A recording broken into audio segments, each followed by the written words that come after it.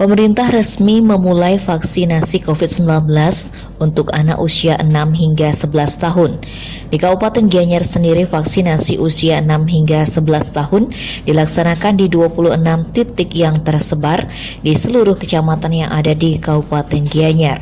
Salah satunya digelar di SDN Negeri 1 Gianyar Rabu 15 Desember. Dari pantauan di lapangan, sebagian besar siswa nampak sudah siap mengikuti vaksinasi, namun untuk siswa yang usianya 6 hingga 8 tahun terlihat ada yang menangis karena tidak berani dengan jarum suntik. Namun untuk siswa yang usianya lebih besar terlihat lebih siap. Banyak yang mengaku tidak takut meskipun saat disuntik nampak meringis.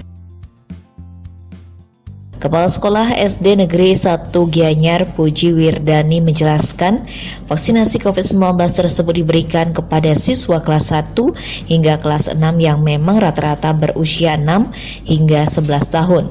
Dengan total siswa di SD Negeri 1 Gianyar yang divaksin adalah sebanyak 573 siswa. Yang menambahkan jika vaksinasi hari Rabu 15 Desember dilaksanakan di gugus 1 yang terdiri dari 1 SD yang tersebar di wilayah Kelurahan Gianyar.